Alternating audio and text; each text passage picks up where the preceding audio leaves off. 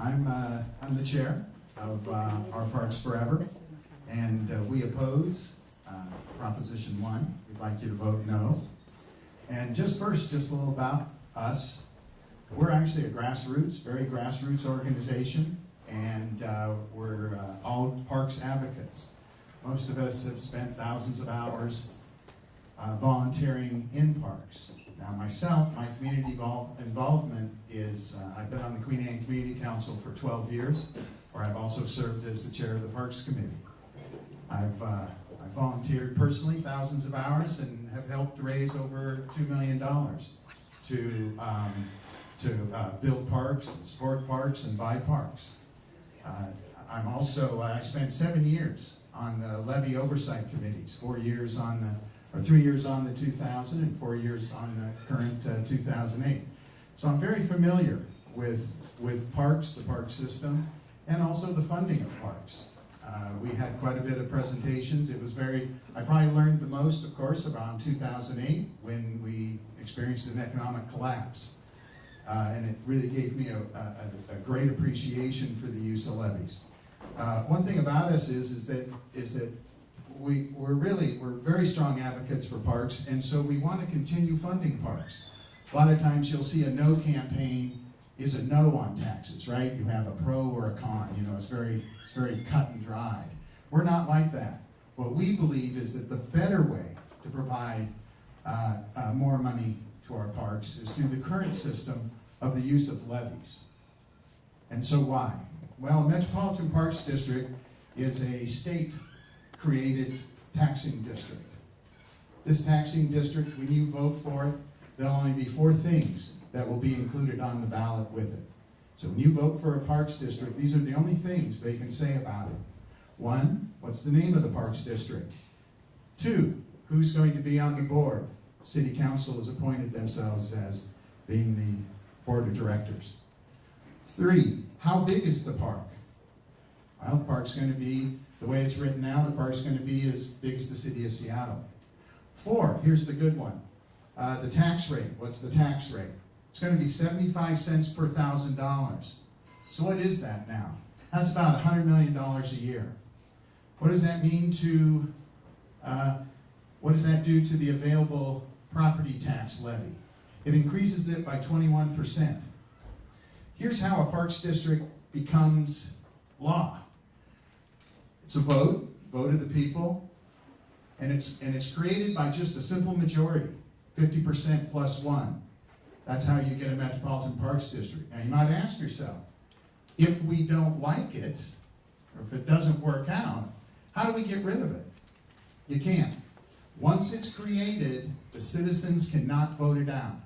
The only people that can dissolve a Metropolitan Parks District is the district board. So that'll be the city council. So if you go to petition the Board of Parks Directors, you're actually talking to the city council. So why do we like levies? One of the things that levies taught me, having spent so long on the oversight committees for them, is the part that I love is there's named projects in there. So when you vote for a levy, you get citizen control over what you're voting for, what your tax rate will be, how long it will last, and you know what's coming into your community. You know what it's doing for you. And depending on the length of the levy, 6 years or 8 years, the 2000 was an 8-year levy, the 2008 was a 6-year levy, is right then, what do you get to do? You get to ask yourself, did parks do what they said? Did you get the park that they said? Did you like the way they worked with your community? Do you feel parks is doing a good job? This is where your vote has far more weight than just going to a meeting and saying, gosh, we don't like it, and never having anything to be able to say about it again.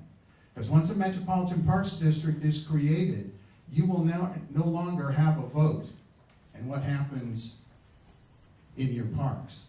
A great example of what can happen with levies is we just gained an incredible community center down on Rainier Avenue South, $27 million community center. This was built right when we were cutting all the hours and closing community centers. Why did that get built when we were closing community centers? It was very simple. It was a named project in a 1998 levy. That's why we got to keep it. If this was under the Metropolitan Parks District, they can easily say, no, we're not going to build that community center. You know, we're in desperate times. We're not going to do it. Your community is going to have to wait. That's what I love about levies. Part of the issues we've had with the Metropolitan Parks District is there's a lack of accountability. What they did is they came up with an agreement to try to answer our questions about accountability. They created, there's a thing called the interlocal agreement. Interlocal agreements are allowed by state law, and what it is it allows government agencies to contract with each other. That's really all it is. So, you look at everything they're providing. Councilmember Bagshaw handed out that great list of all the things that you think you're going to get because if you vote for a Metropolitan Parks District. What you want to do is look at the interlocal agreement. There's a little point, they're all numbered, 1 through 6. You got to look at 6.1. What does it say? It says with 180 days notice, either party can dissolve this agreement. So the Metropolitan Parks District, the City Council acting as the board of Parks District members can say we don't want it anymore. City Council, they can take it out. The mayor can decide they don't want to do it anymore. 180 days notice, no vote on your part, this can be dissolved. We feel like that doesn't have the kind of accountability that we get with levies. And probably the most important thing, and I just have to say it again, the coolest part is, one, you get a part in building that levy, if you've ever been a part of it. They come out to your community, they ask what you'd like to do. And two, you get to vote on it. Because anybody who's been to committee meetings knows that when you get to vote, that is when your voice has power. If they take away your right to vote, they take away a big part of your voice. Now, they talk about the $267 million backlog. Well, why is that? That backlog started back in 1998. Who started it? Not the Parks Department, the mayor and the City Council. The mayor and the City Council didn't fund parks maintenance. And I think also if you take a look at the list of maintenance items, you're going to find out that they're not as big of an emergency as we're being led to believe. I've seen the asset management plan. It's very easy to download it off the parks website. And there's some that are very crucial. Roofs on community centers, boiler systems, electrical systems. These are all crucial. I'm not sure fixing leaky plumbing pipes are worth voting in a taxing district that you can never vote out again. It's too drastic of a measure. In the last levy, in the 2008 levy, there were tens of millions of dollars in capital maintenance projects in that levy. There was very little in there for acquisition. It was a $144 million levy, and there was about $30 million in there for acquisition. If you take a look, you're going to find that most of the rest was major maintenance. $10 million went to rebuilding playfields. And we rebuilt 7 fields and put in field turf and lights. We put $9 million into the Asian Art Museum.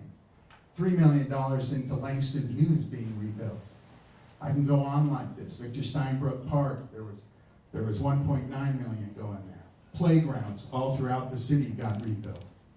So levies can answer the needs that we have, and what we like about them again is that it puts us as citizens in control and leaves the general fund that currently feeds the parks at $135 million a year, it leaves it to do what it's supposed to do best.